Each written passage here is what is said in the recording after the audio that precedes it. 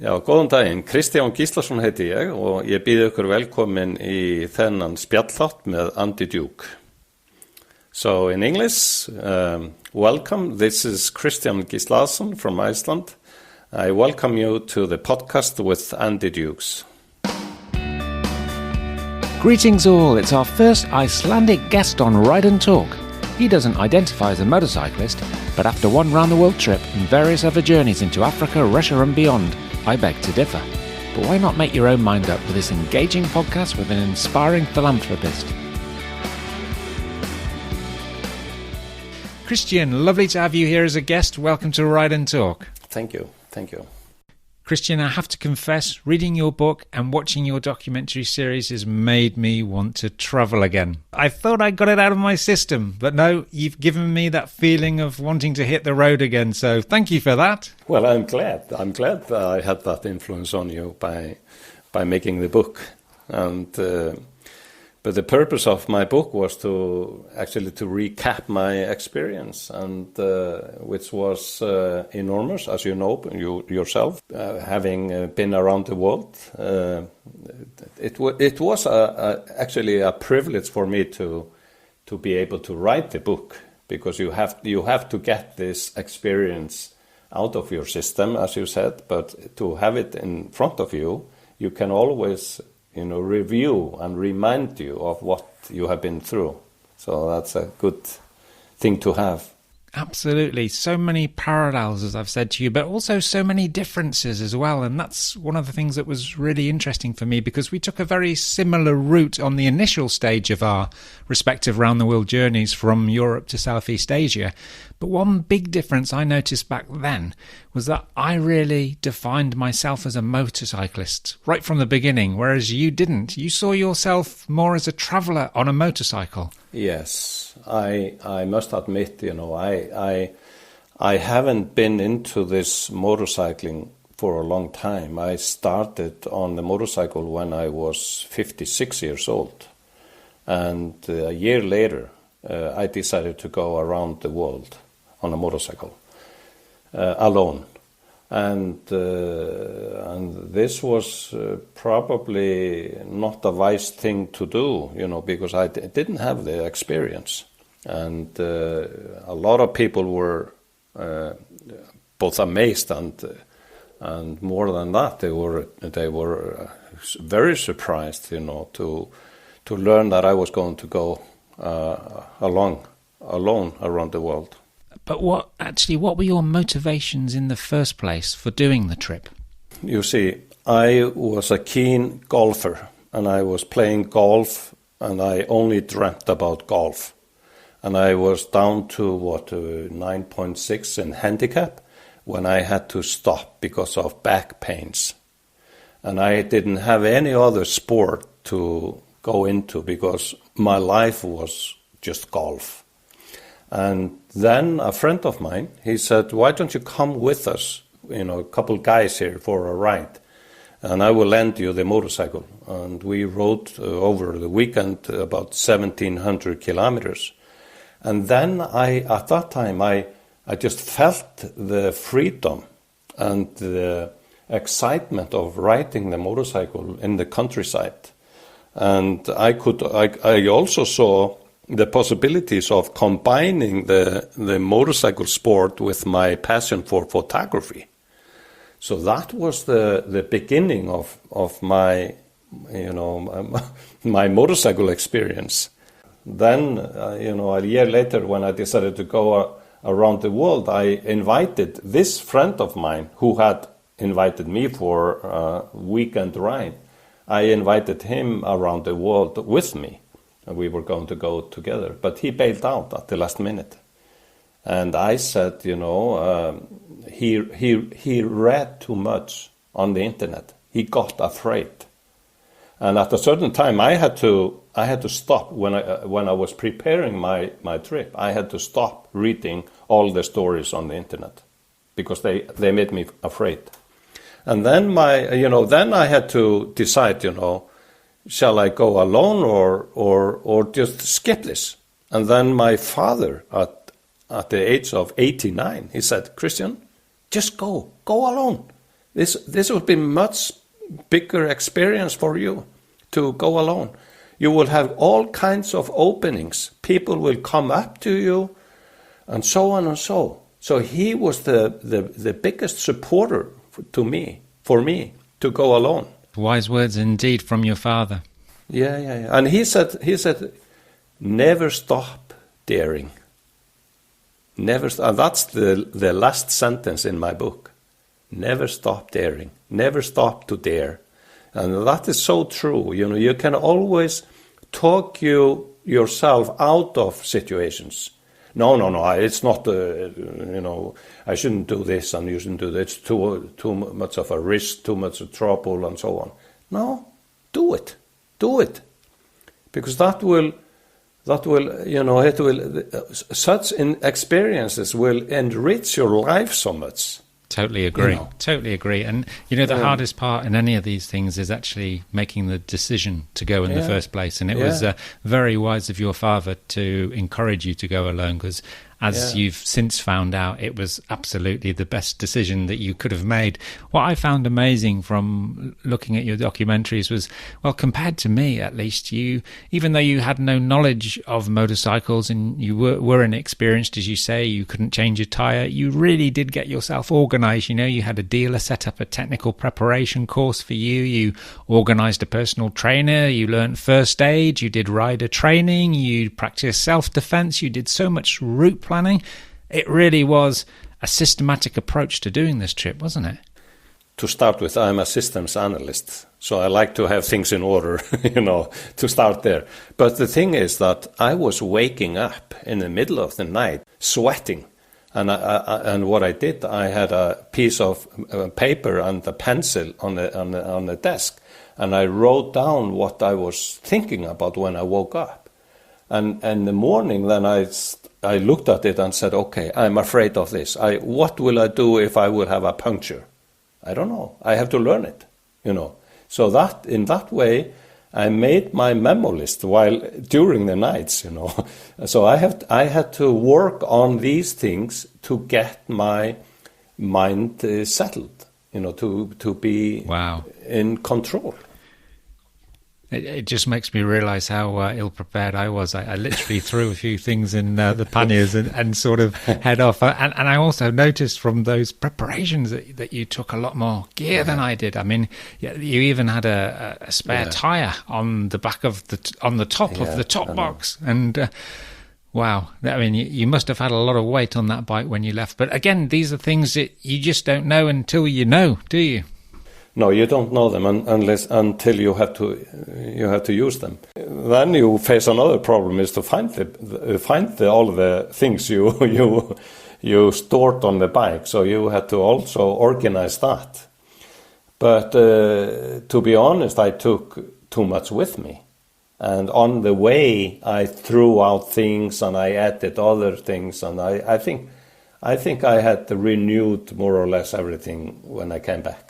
More or less, Yeah, I always make a joke with my daughter. She goes away for the weekend somewhere in the UK and puts more into the back of her car than I did to travel around the world for a year. But it's something we all learn, isn't it? So you actually started the trip with a couple of friends who were actually riding with you for the whole European leg of the trip. I think they rode with you until Istanbul and then they returned home. And I remember you looking almost in a state of shock at that moment at the enormity of what lay ahead of you, crossing that gateway into Asia and basically heading into the unknown. That was an incredible feeling of emotion that I sensed from seeing that particular video. Yeah, I think my trip started there, actually.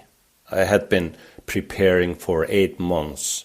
I said goodbye to my family, my father, my wife, and so. But I didn't take it in that I was going to be alone, because they followed me through Europe to Istanbul, as you said. And then when I said goodbye to them, then I felt the real trip was starting.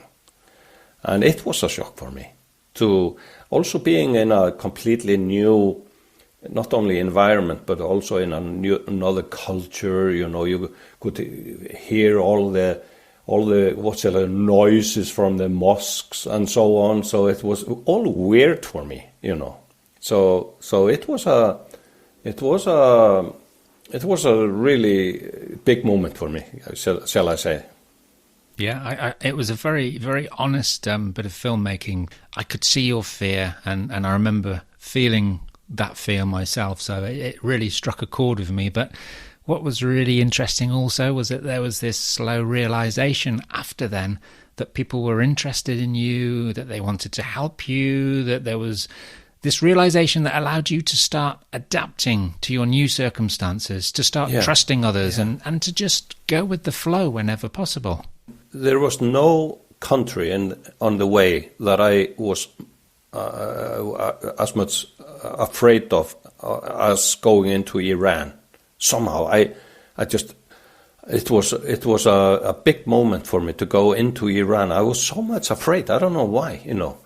But as soon as I got to know these people, I asked myself actually, from what planet are these people? I had never experienced as much generosity, helpfulness. They are just lovely.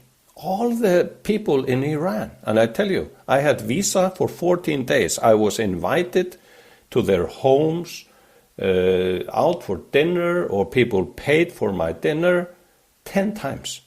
Unfortunately, I couldn't accept all the invitations, but you know, this is just to show how lovely these people were.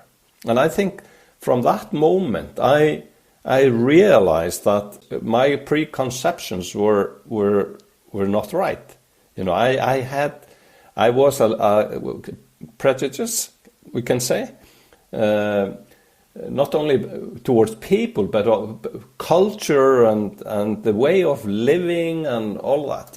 When I, on the other hand, started to learn, you know, when I started to get to know the people and their culture and appreciate, then I started to take it all in and learn something. And I think that is one of the reasons why I always extended my trip, because I found this was not only in Iran. I mean, Iran is a certain exception, but this was everywhere. Everywhere I went, people were so friendly.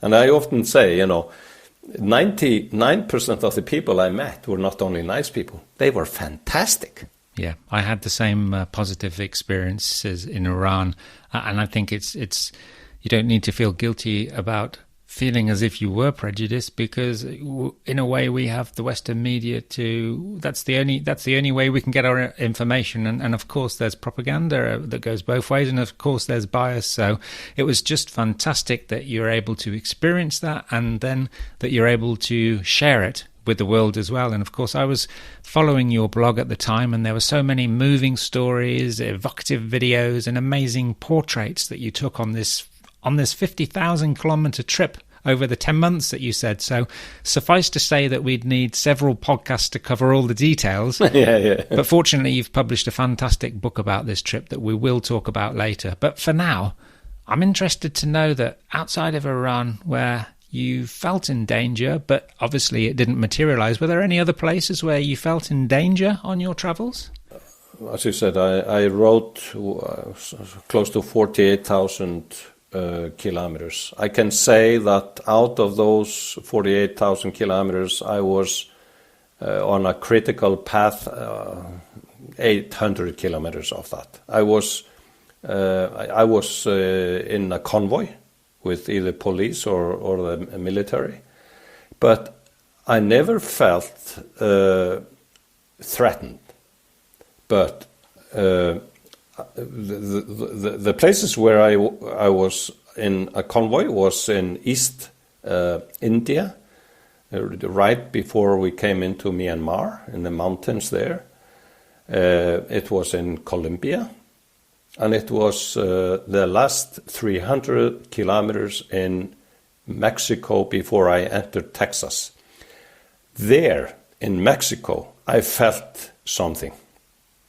And it is a place where the drug producers and the military are fighting. They are not actually going for the tourists or motorcyclists, but they are fighting. The drug war is still going on there. I was being followed by a car in East India at the night, and I usually never ride my motorcycle when it's getting dark. As you know, it's dangerous.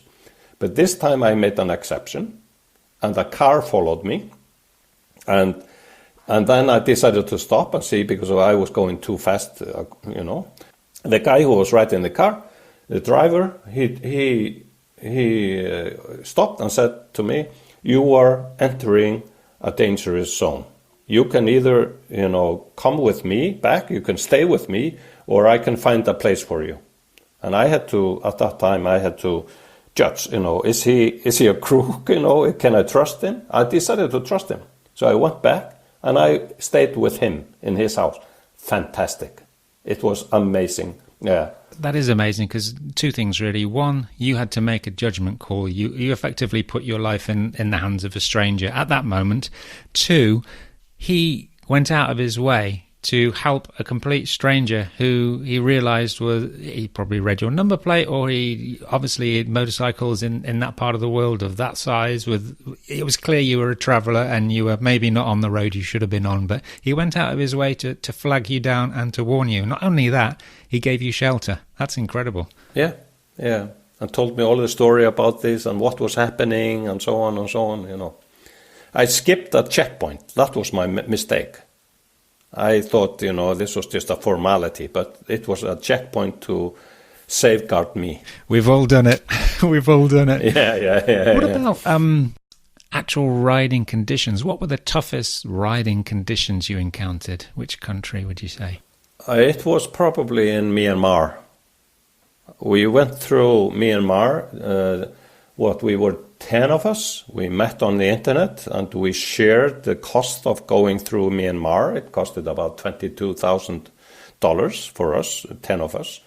And we were in a convoy with a guide on a big four-wheel drive.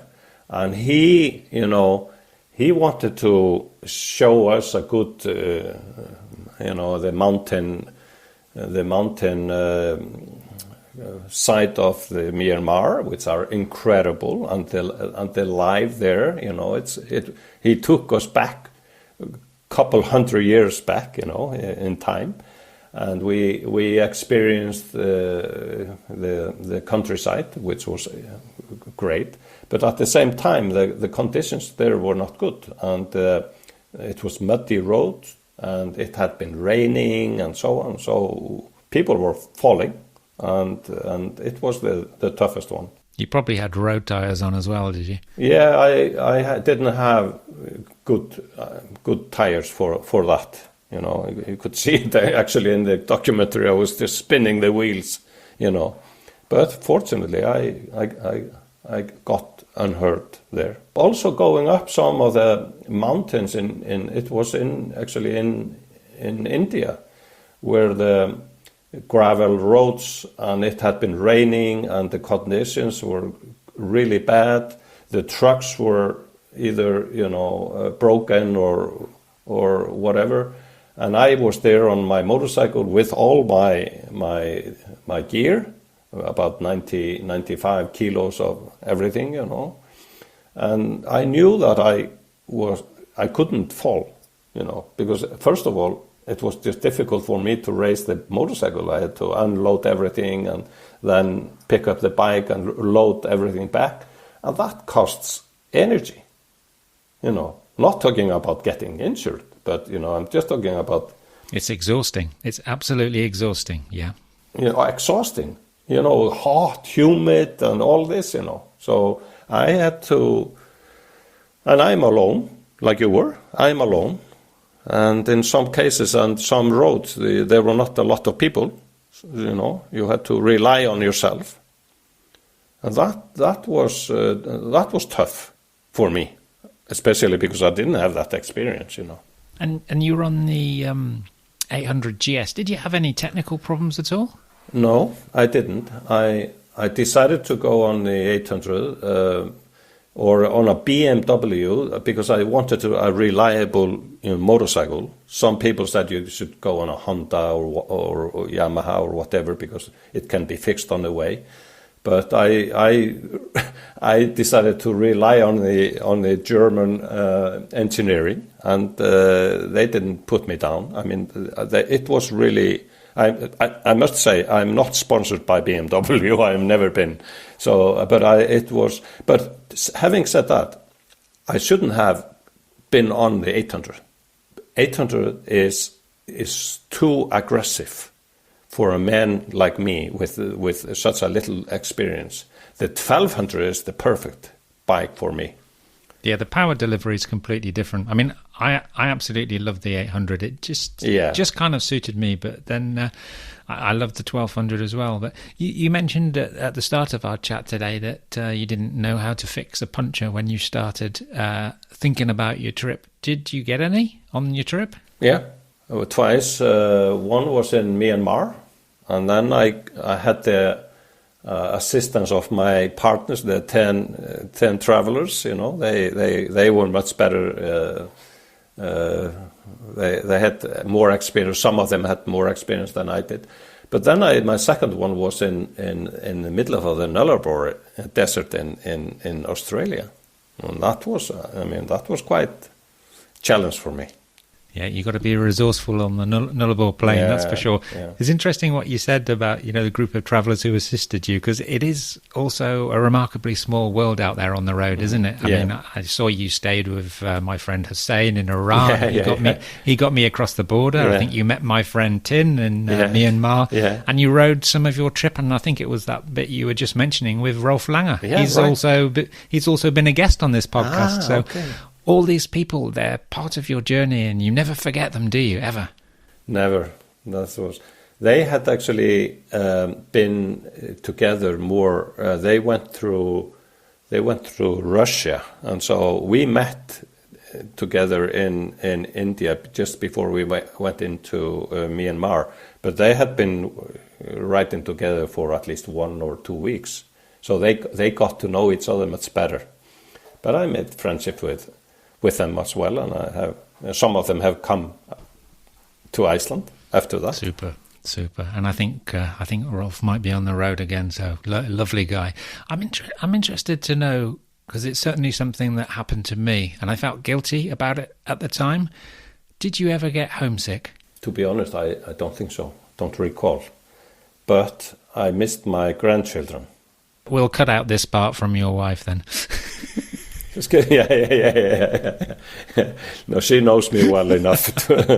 But I missed my grandchild. At that time I had one grandchild, and I had a guilty feeling leaving my grandchild. Yeah, because you miss so much when they're young and they change so quickly, don't they? That was really the thing. But what I did to overcome that, and I made a small project. I made a T-shirt with a picture of my only grandchild here on the front, and then I took pictures, of me wearing the T-shirt in front of famous buildings, Taj Mahal and other, the Opera House in Sydney, and the Liberty Statue in New York, and many other places. So when I came back, I composed a small video to give him, So that will be his present for this trip, And now I'm composing another, and now I'm composing a book for him, or for my grandchildren with the same concept. So I try to do something about this, guiltiness of mine. Yeah. Well, that's a great way of dealing with it. What about people on the road? Are there any people who left a particularly strong impression on you? I mean, I can see behind you there's that portrait of an Indian woman with very sad eyes. What's the story there? Well, that is,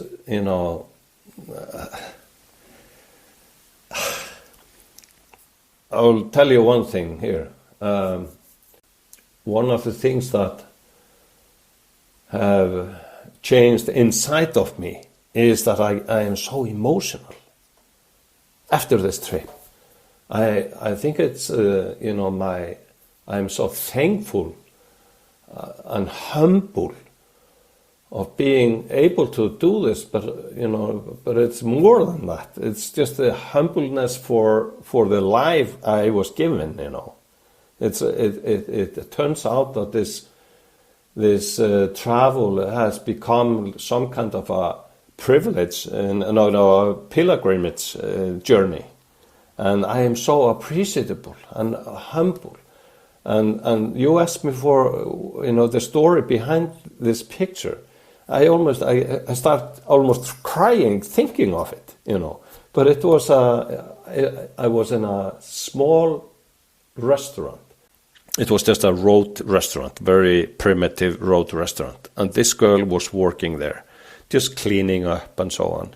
And she was so unhappy. But still in this environment, with her beautiful scarf and how she was dressed, with a colorful dress on, and with the bricks in the back and the light coming to her, I wanted to get a portrait of her.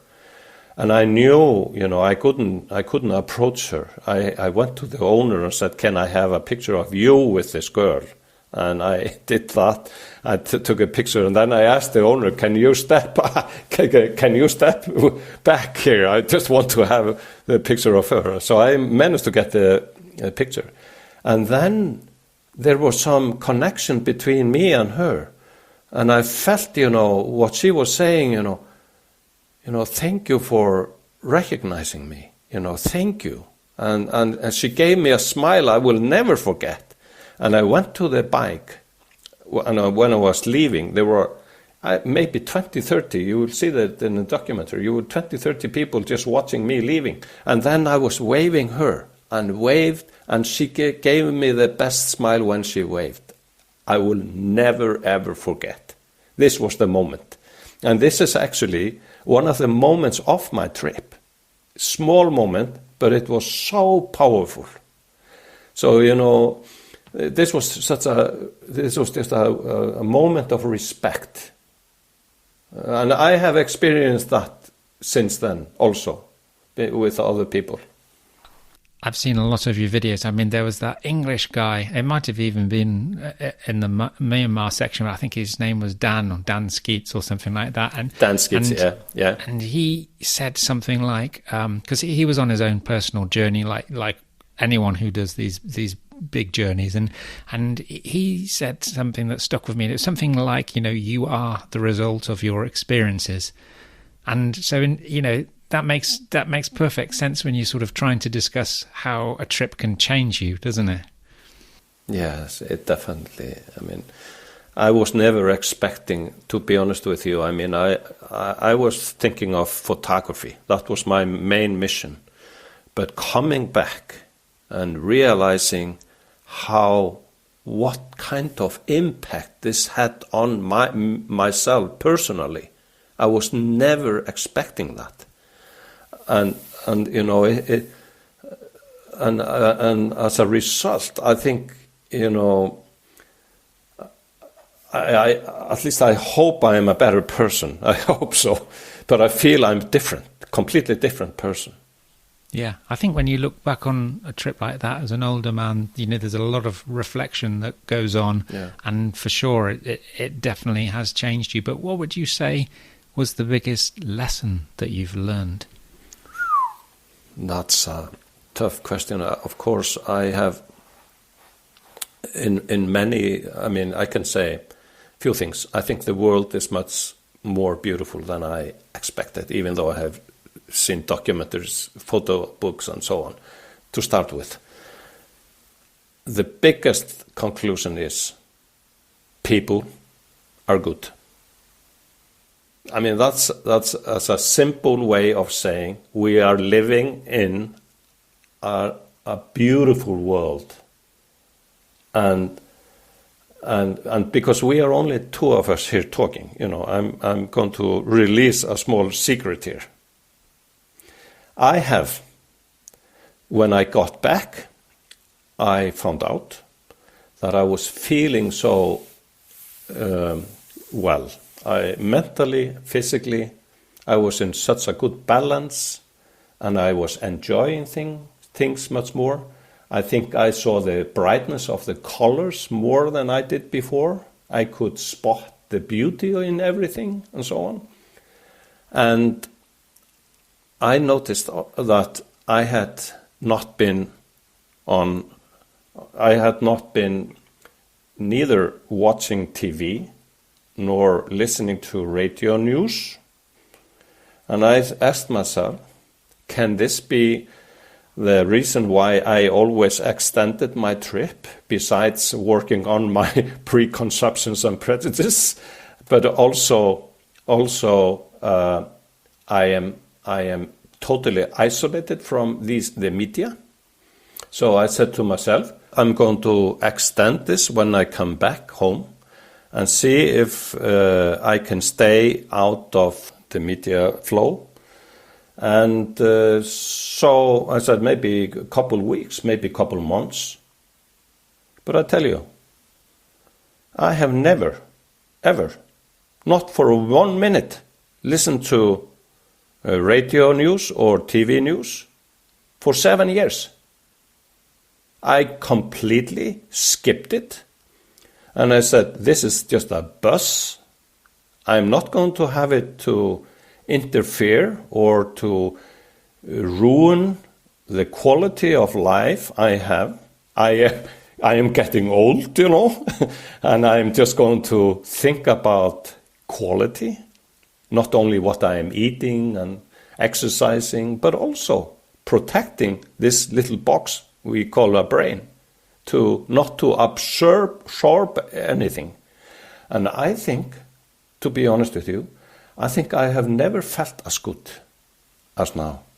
Enviable advice that all of us could follow, but obviously life gets in the way, doesn't it? But life is busy, and of course, since coming back from that trip, you've been really busy. I mean, you also did a coast-to-coast ride across the USA after, I think, feeling that you'd maybe not ride again after the world trip. You did a ride from Iceland to Russia in 2018. You did a trip to Africa, but you've also published a book, 2 books, in fact. You're lecturing about your travels, and you've also started a charity foundation. So tell me about the books. Tell me about the foundation.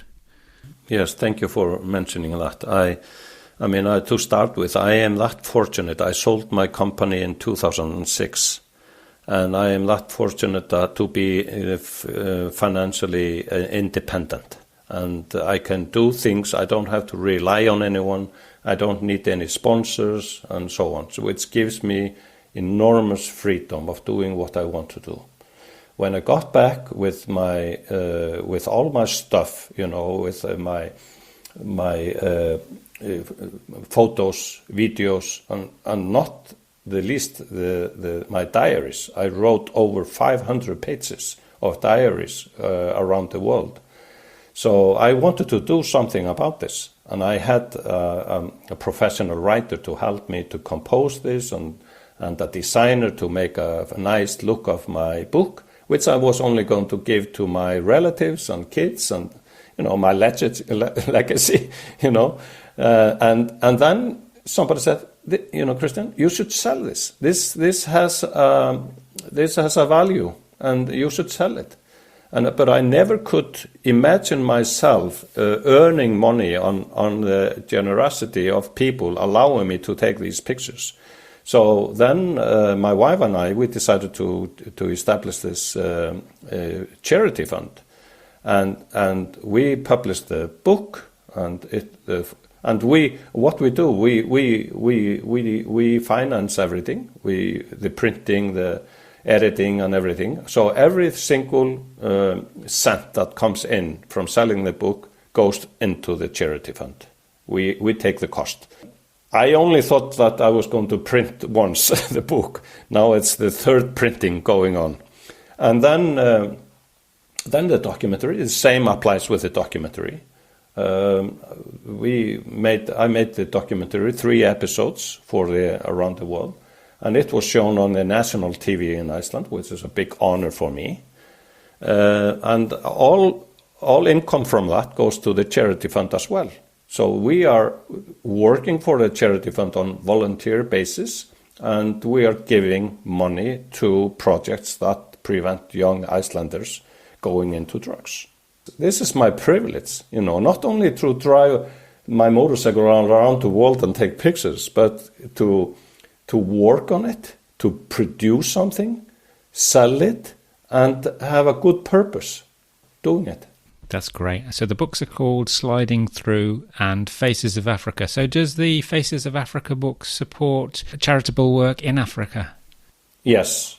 To start with, I want to say the Sliding Through is Sliding Through book, which can be found on slidingthrough.com, is both available in Icelandic and English.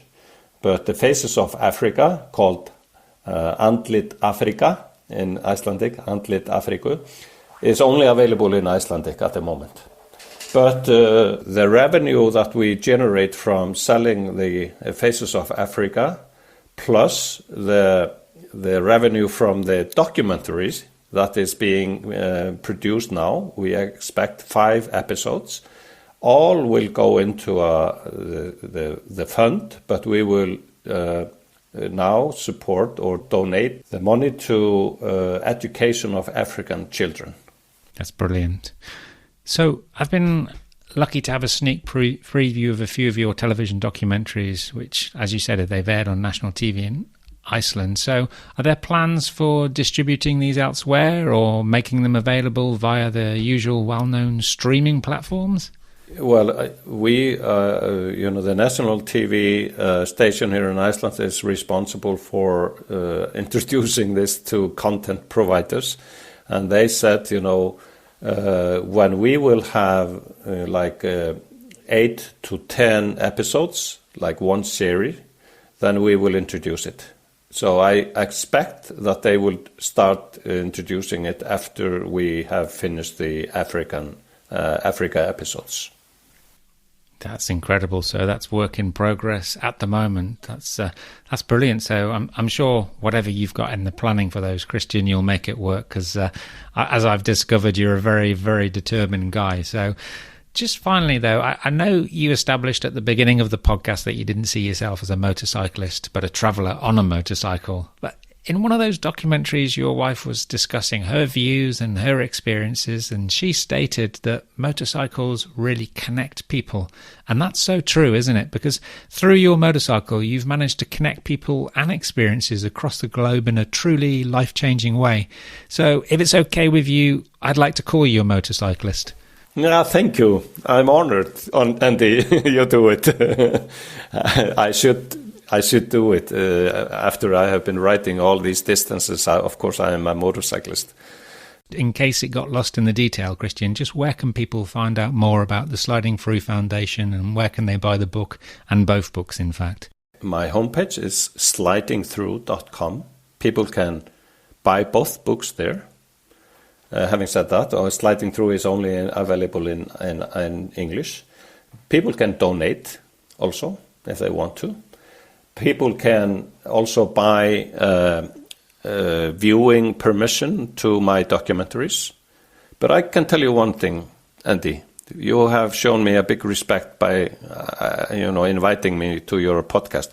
I will give everyone who is interested to see the documentary. They only have to contact me through slidingthrough.com and mention your name, and I will send them the link free of charge so they can see it. Ah, wow. That's very, very kind of you. Well, listen, Kristjan, thanks for being our guest and entertaining us with your stories today. So I've enjoyed it immensely. Bye for now. Thank you, Antti. Thank you. Cheers, Kristjan. Like I said earlier, you've made me want to travel again. Thanks for your stories, the very best of luck with completing the documentaries, and continued success with your charitable foundation. Until next time, stay safe and take care out there, everybody.